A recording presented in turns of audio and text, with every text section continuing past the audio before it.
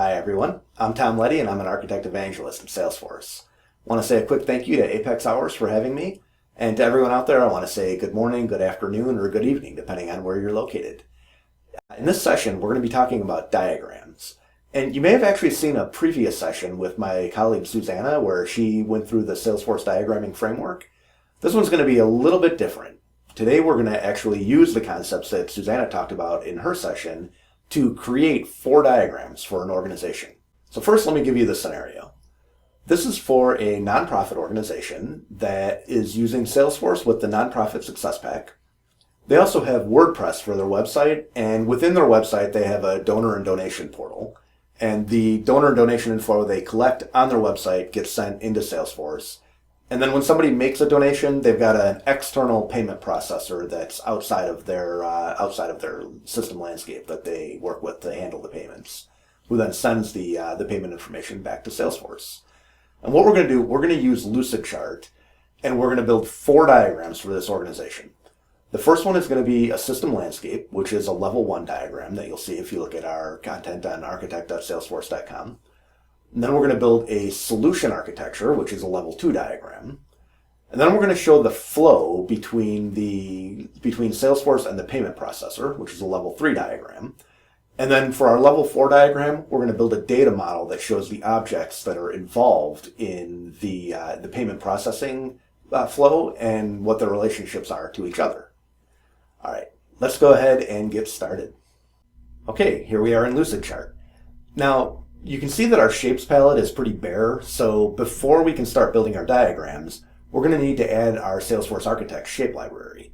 Now, this is free, and it's available to anybody with a Lucid chart account. And all you need to do is click the shape library button down at the bottom of the palette, and then scroll down until you find the Salesforce Architect shapes. And you can see that there's a bunch of different checkboxes, but if you click this top one, it'll select them all, so let's go ahead and do that. And then we're going to click Use Selected Shapes. And now we can see these shapes that are available in our palette, and we can get ready to go ahead and start building our diagram. We're going to start with our level 1 diagram, which is a system landscape. Now, the audience for this type of diagram is typically going to be business stakeholders and maybe even executive stakeholders. And if you're showing it to a team of technical stakeholders, it's generally going to be somebody that just kind of wants a big picture overview of what it is that they're going to be building. So we're going to keep things kind of high level here, and we're not going to really go into a lot of details. The first thing we're going to do is add a header to our diagram. Now, a header is an important part of any diagram because it provides a lot of information about what the diagram is, what it's for, and how to interpret it. So we're going to add our header with a title and a description for right now. And there's also a space in the top corner so that you can add your company's logo or maybe your department's logo. This is a fictitious organization, so I'm just going to make one up. And the space over on the right-hand side is called a key. That's going to tell us how to interpret the different symbols in the diagram, and we're going to be filling that out a little bit later. Now let's add some cards to represent the systems that we're going to be showing in our system landscape. We're going to add one for Salesforce, and we're going to add one for WordPress. Now, if you click on a card, you notice that this panel on the right-hand side opens. This is where you can set the properties for the cards. And we're going to be adding footer icons to both of these, so let's go ahead and enable that property right now. And then from here, we're going to add a Salesforce logo to our Salesforce card. And we're also going to add our footer icons that we're going to be using for both of these systems.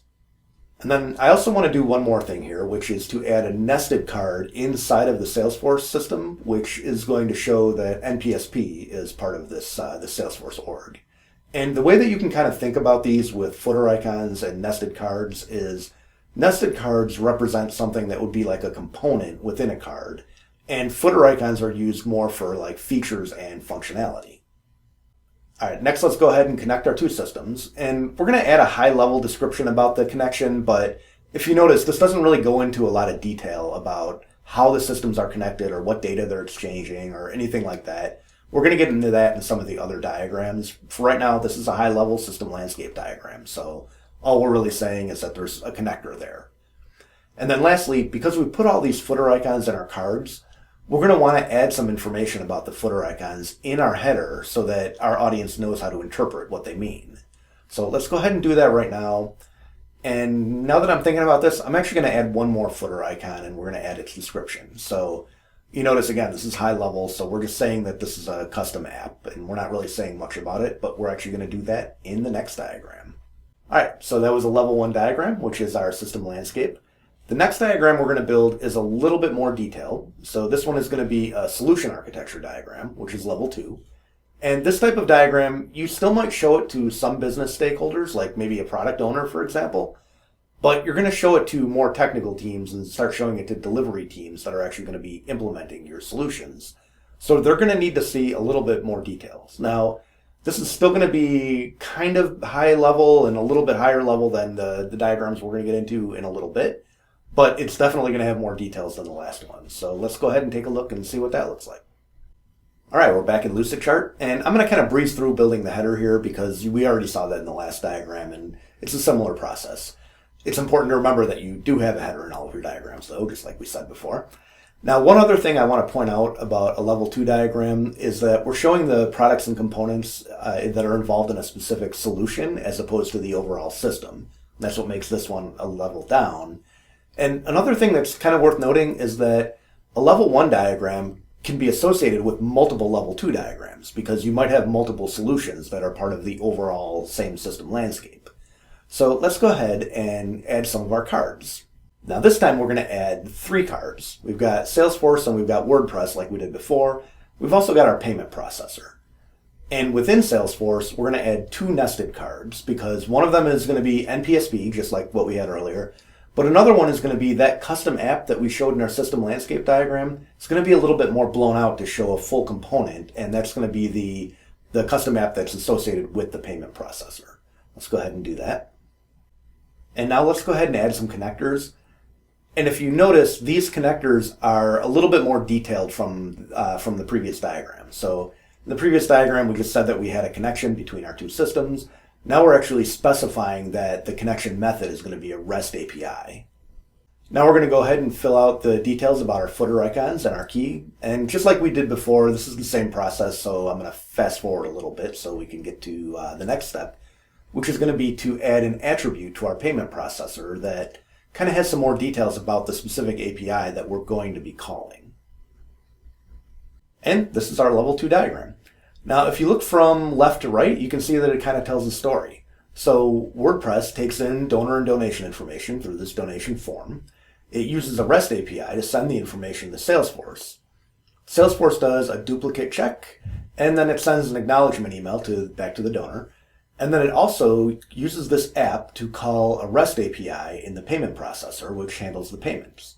Okay, so you saw that diagram had a little bit more detail than the last one. Now this next one we're going to build, which is a level 3, is going to get even more detailed than this one. This one is going to be a specific interaction between 2 systems, and it's going to show the back and forth handshakes between Salesforce and the payment processor. Now the audience for this is going to be almost entirely technical teams. You're not going to really show this to business stakeholders because they're not going to need to see this level of detail.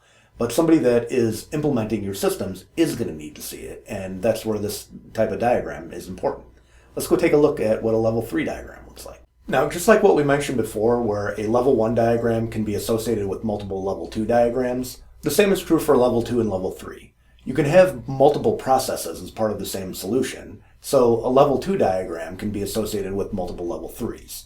So in this one, we're zooming in on this very specific process, and it's actually going to be a pretty quick diagram to build. So we're going to go ahead and add our header, and this is the same as everything else, so let's take care of that. And now we're going to add our cards for our systems. Now notice that there's only 2 of them because we only have 2 systems that are involved in this interaction. So there's Salesforce and we've got our payment processor. The one thing that we're going to point out though is look at how much more detailed we're getting with the interactions between these 2 systems. So instead of just having one line to represent an integration, and maybe like in the level 2 diagram, we just kind of said we're calling a REST API. Well, this one, we're drawing multiple lines and we're showing the back and forth communication. So first we've got Salesforce sending a message over to the payment processor just to authenticate.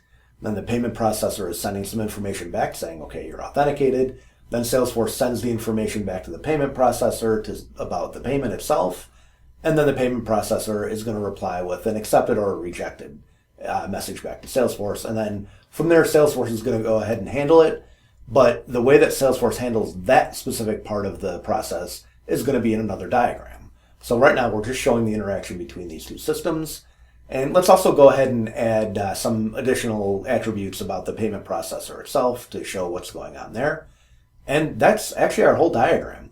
It's pretty straightforward, but look at the level of detail, and that's what's key for this one, because like we said, anybody that is doing an implementation is going to need to know this type of information. All right, so that was a level 3 diagram, and you can see how much more detailed that was than a level 2, and it was definitely more detailed than a level 1. And the next diagram we have left to build is our last one, which is a level 4 diagram. And this diagram is only going to be for technical stakeholders and delivery teams, so it's going to have a lot of really fine-grained technical information. And the type of diagram we're going to build here is a data model. And it's going to be the data model that's associated with the specific level 3 process. So you can almost think of a level 4 diagram as double-clicking into a level 3 diagram and going one level even further down. So let's go ahead and take a look at that. Okay, so we've got our header, and now let's add some cards.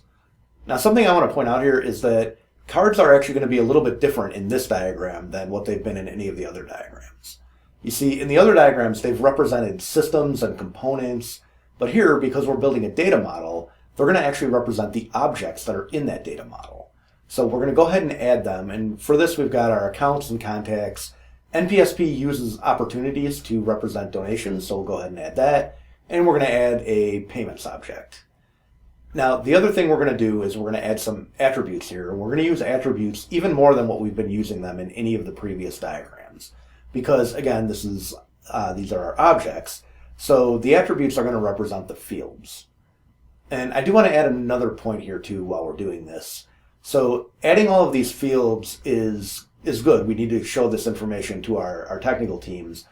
But these objects have a lot more fields than the ones that we're putting on the diagram. And you never really want to add every field for every object because, as you probably know, you could have objects with dozens or however many fields you have in the object. You don't necessarily need to show the team that's implementing that every single field. What you want to show in this diagram are the fields that are important for the diagram itself. So the ones that are like maybe IDs or something that represents the relationships between the objects. So if you've got a lookup field, you're going to want to put that. The rest of the fields are obviously going to still be important to your delivery teams, but those are going to go more in like a data dictionary than they would go in this diagram. Here you want to keep it to the minimum that is going to be key for the diagram itself. All right, now that we've got all of our objects, let's go ahead and add some connectors to show how they're related to each other. Now, this is going to be a little bit different from any of our other diagrams as well, because if you notice in the last few diagrams we built, all of our connectors had arrows on them to show directionality, and that's because they were representing integrations. But because these are objects in a data model, what we're showing here is cardinality and optionality. So our crow's feet and the one on this relationship, for example, is showing that it's a one-to-many relationship. And the line and the circle are showing whether something is required or not. So we've got some one-to-many relationships where we've got some objects that are required on one side, and then the many relationship is going to be optional usually. And we've got a few that are where the side on the one side are going to be optional as well. So we're going to add that level of detail in this type of diagram also.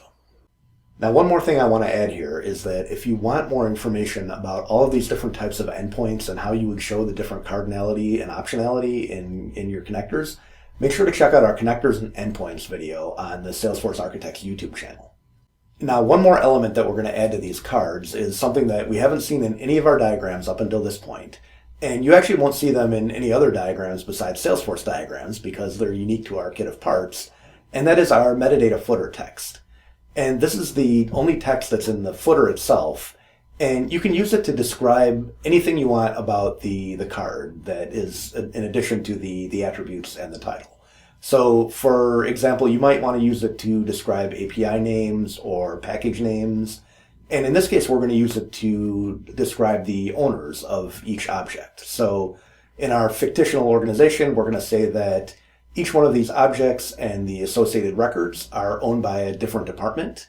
So we're going to identify which objects are owned by which departments. And that's something that an implementation team more than likely will want to know as they're thinking about things like security and which types of user personas are going to be able to access which types of information. Now we're going to add some footer icons to our diagram. And we're going to follow the same process to add these icons that we did in all of the other diagrams. But something to call out here is that footer icons will mean something different in this diagram than they have in any of our others. And that's because if you think about our other diagrams, the cards represented systems and components. So we use the footer icons to represent features and functionality that were associated with those systems and components.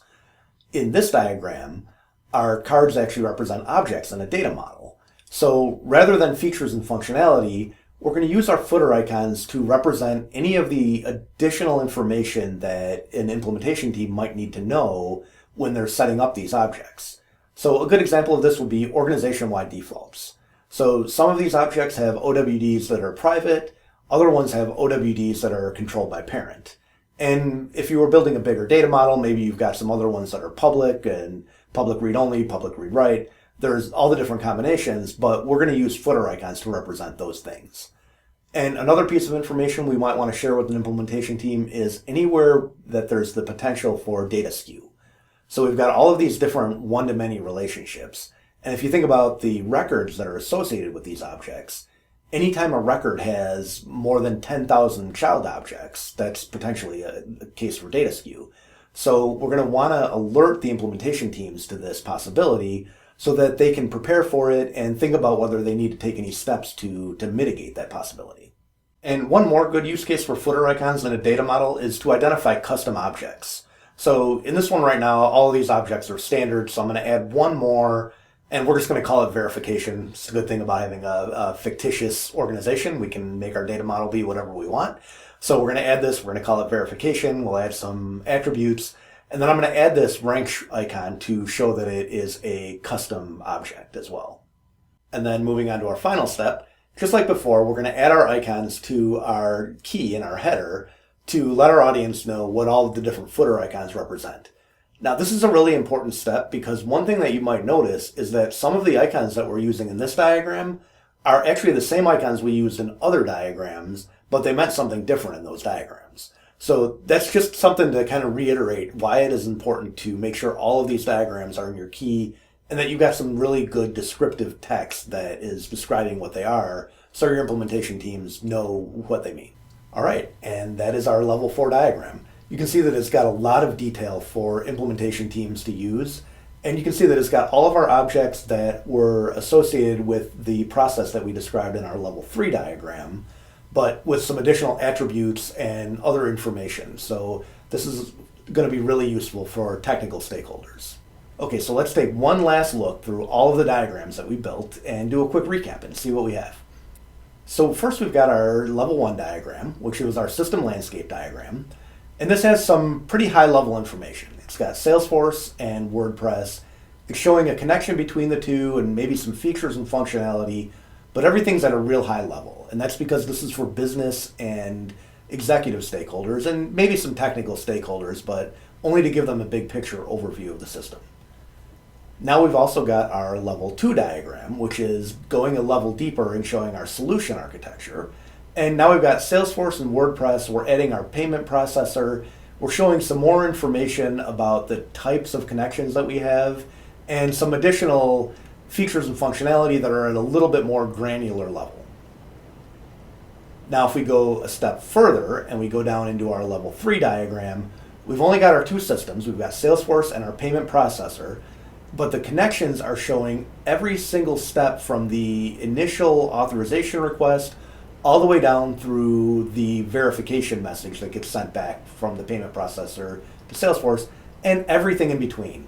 So this is something that a more technical team is going to use for their implementation.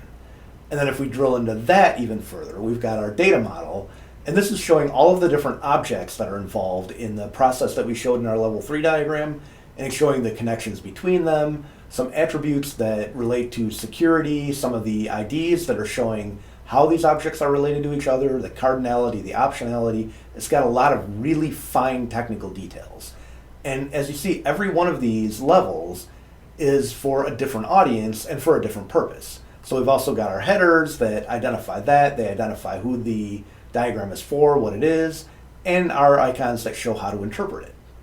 And that's an overview of how you can use our Salesforce Diagrams kit of parts to build Salesforce diagrams. Now, I know this was a pretty basic example, and your own diagrams are probably going to be a lot more complicated than that. Your system landscape diagrams, I'm sure, are going to have more than 2 systems. Your solution architecture is going to probably have more than 3. But something else to keep in mind is that you also don't want to cram too much information into a diagram. So when you get down to those level 3s that have the really granular details or your data model, you want to make sure that you're really thinking about your audience and what they actually need to know to make that diagram useful, and only put the minimum amount of information that you need. Don't try to cram too much. That's actually an anti-pattern. So hopefully you enjoyed this information. Another thing that I want to point out is make sure that you're also taking a look at Susanna's video that she recorded earlier on the diagram kit of parts, and take a look at architect.salesforce.com under diagrams. You can find our how to diagram information. You can find the kit of parts itself as well. So if Lucid Chart is not your preferred diagramming tool of choice, you can actually download the kit of parts and import the images and cards and tools and everything into whatever diagramming tool you want to use, and you can still build Salesforce diagrams. And you can also check out the Salesforce Architects YouTube channel for some more instructional information that does a little bit deeper dive into the different diagram levels, how to build things. We've got our connectors and endpoints video that I mentioned earlier, and we've got a lot of other great content there as well. Thanks again to Apex Hours for having us on, and looking forward to talking to everybody again soon.